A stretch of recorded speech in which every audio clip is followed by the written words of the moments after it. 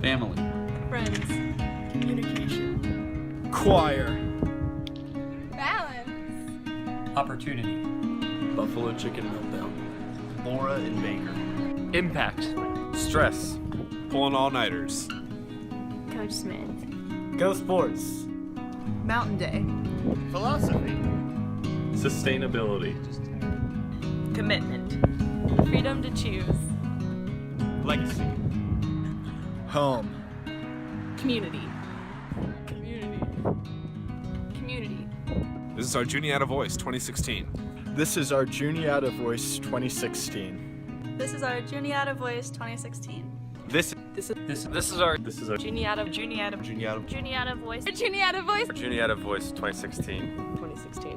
Juniata Voice 2016. 2016. This is our Juniata Voice 2016. This is our Juniata Voice 2016. This is our Juniata Voice 2016. This is our Juniata Voice 2016. Nestled in the middle of central Pennsylvania, Juniata College is a small liberal arts institution of higher education with approximately 1,600 undergraduate students, ranging in programs of emphasis from chemistry to biological sciences to politics to arts and humanities. With a liberal arts degree, graduating students are expected to have received a well-rounded education, having taken courses from a wide range of studies. With such a small campus environment, there's a unique dynamic of opinions and perspectives when it comes to world events, national movements, and social reforms. My name is Jacob Novak from Chesterland, Ohio, and I am registered to vote. Juniata's voice. Well, I don't think we have a unified voice. I think we have a lot of different voices, and I think we have a main two voices. And we're very polarized. A lot of people have spoken about this, about the political life on campus. As a result of having, we have 11% international students, we have a lot of students from Europe, a lot of students from urban areas, and our other big constituency is local rural Pennsylvanians. As a result of those two demographics, I think we have these two big voices. So, looking at us as a college holistically, I think our voice is one of, we need compromise, we need help. We're sort of like a great example of how things on a national stage are playing out in one small place. Especially how we react to certain current events. As it is right now, it's very clearly to me a very progressive voice, specifically with regards to getting equality and justice applied to those who have been traditionally marginalized in the years past. At Juniata, that's something everyone here really values. I don't necessarily think it's important just for Juniata students to be active in their communities, but young people all together. But obviously that applies to Juniata as well. Young people oftentimes go off and do their own thing without paying much attention to the community or what's going on outside the world. They often talk about it, but then they don't end up doing anything about it. I think it's important for students to actually back up what they're saying as well and go out into their community and vote and be active within wherever they're living.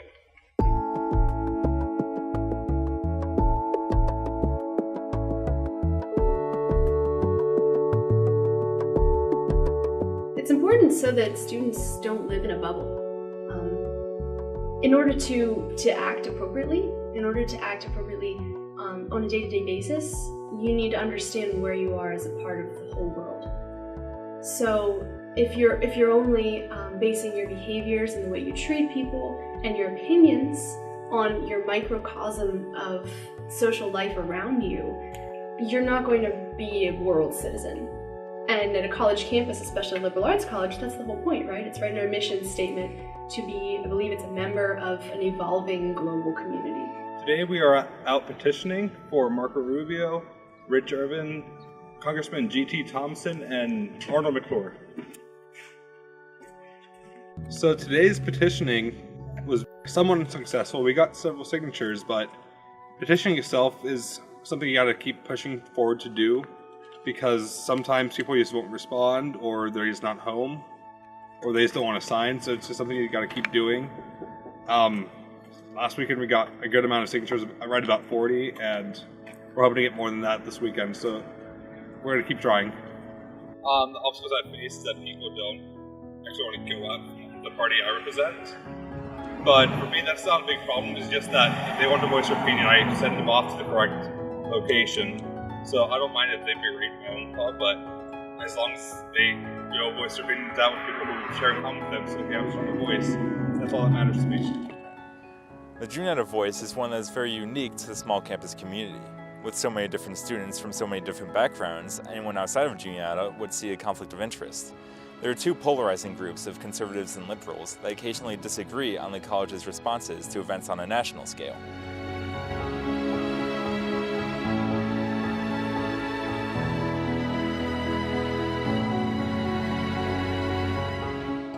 So social media is, I think it's safe to say that all college students have some form of social media.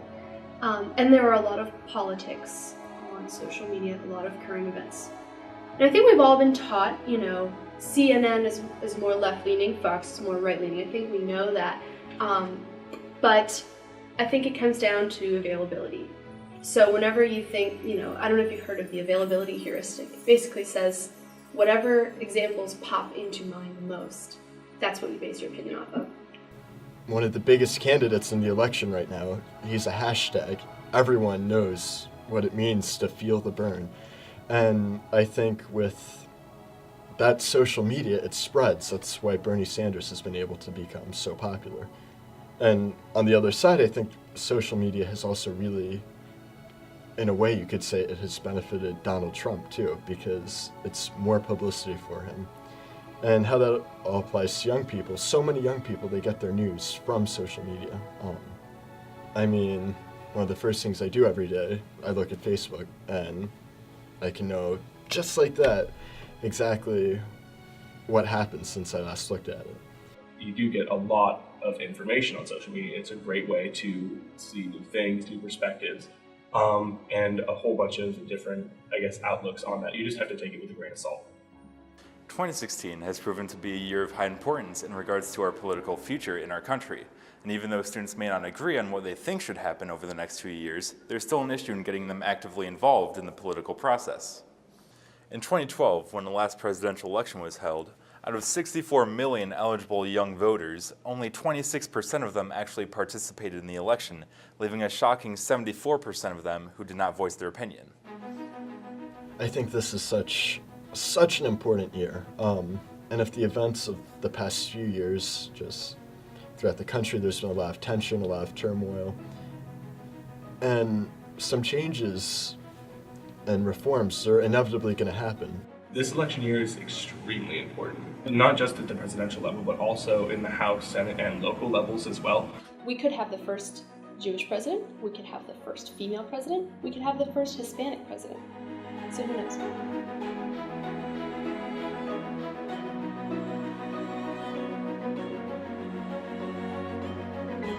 One of the obstacles that I face is that a lot of young people are not necessarily interested in politics and the political spectrum. They say, why does this affect me? How does my voice actually change anything when there's a large spectrum? So just getting that cynicism dispelled from their perspective is, I think, really important. It's one of the major obstacles, but you can kind of do that by explaining to them that it actually does matter, your voice does count. The biggest thing that I found is apathy.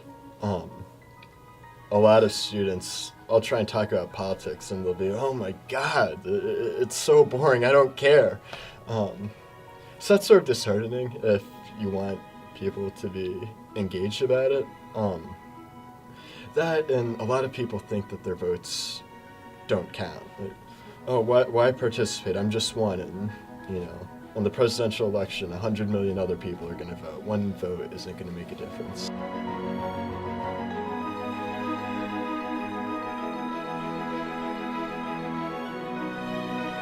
Today is primary election day in Pennsylvania, and Rhode Island, Connecticut, Maryland, and Delaware. Hey. I'm voting. I just voted. I voted. Yeah, I'm excited but also nervous to see the turnout because I'm originally from New York and I wasn't too proud of them, but especially excited because my mom officially became a citizen recently, so like my whole family is voting this year, so that's really fun. Well, it's my first election, and I finally felt like I was able to contribute to change in this country. I think it's important because if you live in the U.S., you should vote, or else you don't have a say in anything that really happens in your own government. Just do it. It takes like 5 minutes, not even. An apolitical stance is a political stance, so you might as well go and actually do something and make a difference. Why wouldn't you vote? There are so many people in the world that can't vote. Why not take advantage of it? So as you can see, the effects of registering to vote and voicing your opinion in the political process are extremely important. Whether you agree or disagree with your friends or family, it's still important to voice your opinion, whether it differs from others or not. Juniata College is a small percentage on a national scale, but the more we can encourage activism and involvement in our own community, the more we're headed in the right direction. I mean, for college students, for old people, and everyone in between, we all share this country, and we all live in it together, and it would be a shame if everyone's voices aren't heard, because then inevitably they're going to be unhappy, and that's not what we want in the United States, I don't think, and everyone's voices should be heard, and by doing so, we'll be working better for compromise and to figure out the best path for our country.